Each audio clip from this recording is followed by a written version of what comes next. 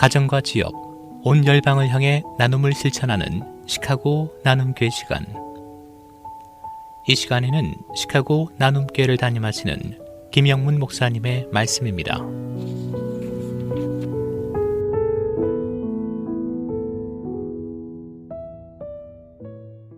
인간은 평탄하게 대로가 열리고 일이 잘 풀리기만 한다면 신앙생활도 잘 할 것 같은데 그렇지가 않습니다. 내 능력으로 잘 되고 있는데 굳이 전능한 신의 존재를 의지할 필요를 느끼지 못하고 살아갈 때가 많이 있습니다. 인간은 필요에 따라 종교를 갖고 신을 찾게 됩니다.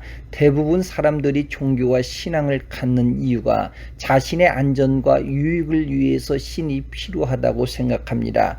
우리가 만난 하나님, 우리가 믿는 예수 그리스도는 내가 필요해서 선택한 종교가 아닙니다. 그분이 나를 찾아오셔서 선택했고 나를 구원하여 주신 유일하신 참 하나님이시기 때문에 그분을 믿을 수밖에 없습니다. 내가 사업이 잘 돼서 하나님을 믿는 것이 아닙니다. 사업이 잘 되고 안 되는 문제가 아닙니다. 내가 건강해서 하나님을 믿는 게 아닙니다. 건강하느냐 않느냐 문제가 아닙니다. 내가 일이 잘 풀렸느냐 안 풀렸느냐가 문제가 아닙니다. 나는 그분의 자녀가 되고 그분은 나의 하나님 아버지가 되시기 때문에 순종할 뿐입니다. 아버지와 아들의 관계는 순종입니다. 한국 교회의 아버지로 불리우는 박재훈 목사님이 지난번 9세로 8월 2일에 소천하셨습니다. 그분은 어린이 찬송가를 비롯해서 많은 어린이 동요를 작곡을 했습니다. 우리가 부르고 있는 찬송가도 그분이 많이 작곡을 하셨습니다. 대표적인 찬송가로 눈을 들어 하늘 보라, 어서 돌아오, 지금까지 지내온 것 등 많은 노래가 있는데 특히 눈을 들어 하늘 보라 찬송가를 박재훈 목사님이 작곡을 하셨는데 작사하신 분이 석진영 선생입니다.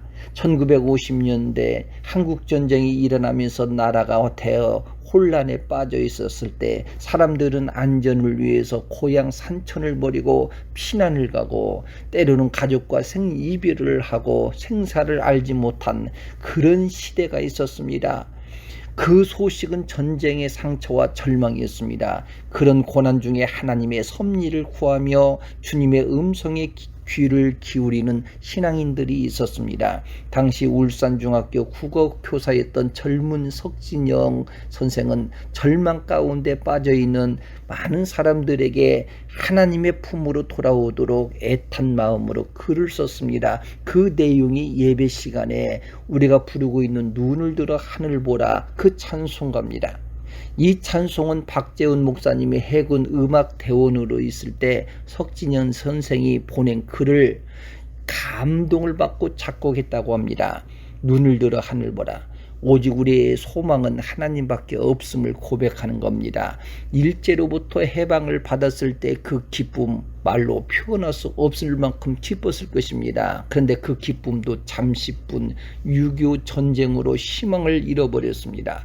우울한 시대에 눈을 들어 다시 사신 그리스도를 바라보라고 하는 그 소망을 우리에게 주고 있습니다. 소망은 내일을 기대하게 합니다. 이스라엘 백성들은 오랫동안 애굽의 종살이에서 해방을 받았을 때 아마 오늘날 식으로 말한다면 할렐루야 하나님을 찬양하면서 약속의 땅을 바라보며 가나안 땅에 휘파람을 불면서 행군했을 것입니다.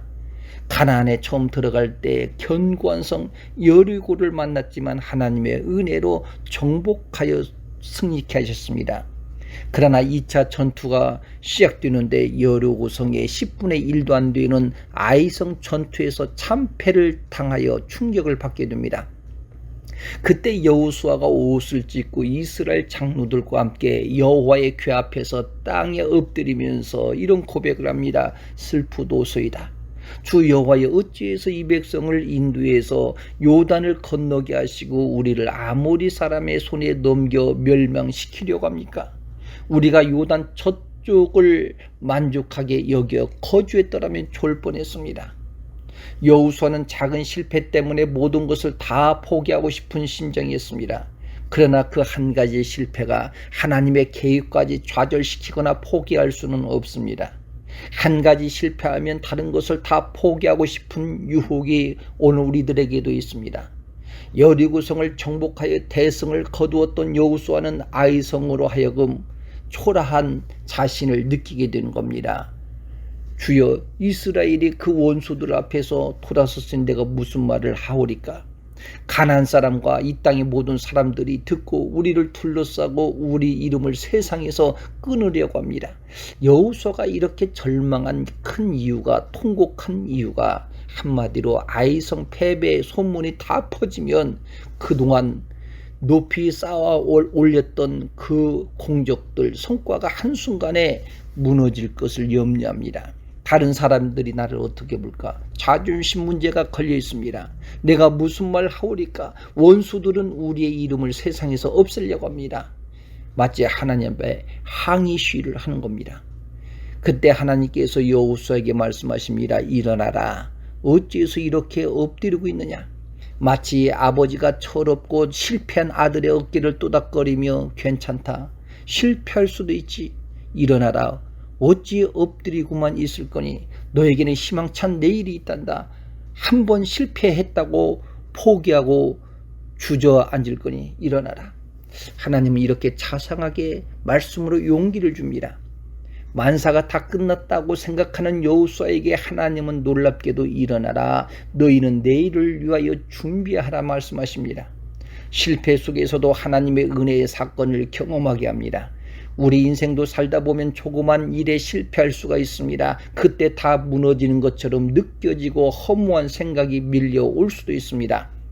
하나님은 실패하려는 것이 아닙니다. 실패 속에 우리 자신을 발견하게 됩니다. 우리는 끝났습니다. 우리 이름은 땅에 떨어졌습니다. 소문 다 나서 창피해서 죽겠습니다.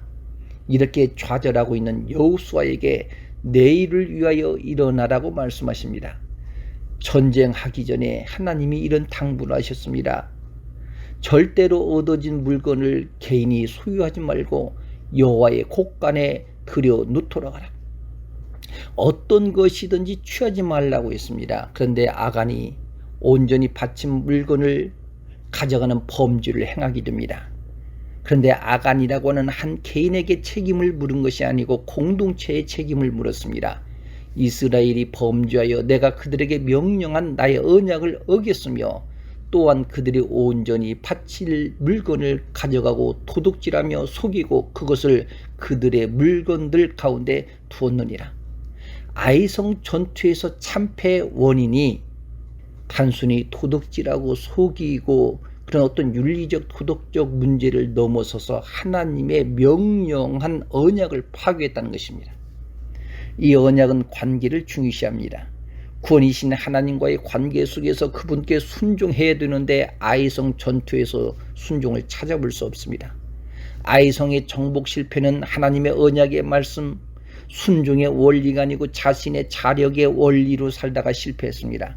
아이성을 정탐했던 자들이 여호수아에게 이렇게 보고합니다. 아이성을 치기 위해 모든 군대가 다 올라갈 필요가 없습니다.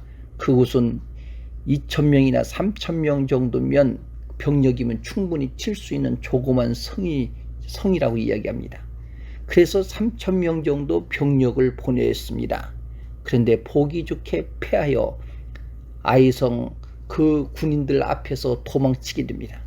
성이 크고 작은 문제가 아닙니다. 순종의 원리를 무시해버렸습니다. 여리고성을 무너뜨린 것이 자신들의 전투력, 전략도 아닌 전폭적인 순종이었습니다. 그 승리에 도취되어서 순종의 원리를 그들이 저버린 것입니다.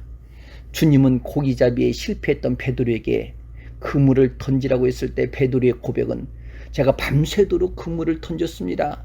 그러나 한 마리 고기도 못 잡았습니다. 그러나 주님 말씀에 의지해서 내가 그물을 다시 던지겠습니다. 결단을 하게 된 겁니다. 하나님의 역사는 순종을 통해서 이루어져 가고 있습니다. 아이성 전투는 불순종이었습니다. 비록 아이성 전투는 실패했지만 하나님의 계획은 실패한 적이 없습니다. 오히려 인간의 실패를 통해서 진정한 삶의 가치를 배우게 합니다. 아무리 좋은 기계도 작동 안 되면 고물이 듭니다. 작동의 원리를 잘 알면 가치를 알게 됩니다. 하나님 말씀의 순종의 원리를 잘 적용하면 하나님의 사랑과 우리의 소중함을 알게 됩니다. 애청자 여러분, 자신의 삶은 어떤 원리로 적용되고 있습니까? 내 힘으로만 살려고 몸부림쳐 왔습니까? 내 힘으로 살다가 넘어지거나 실패하거나 힘들다고 주저앉고는 있지 않습니까? 내일을 주신 주님께 소망을 가지고 다시 일어나시기를 주의 이름으로 축원합니다.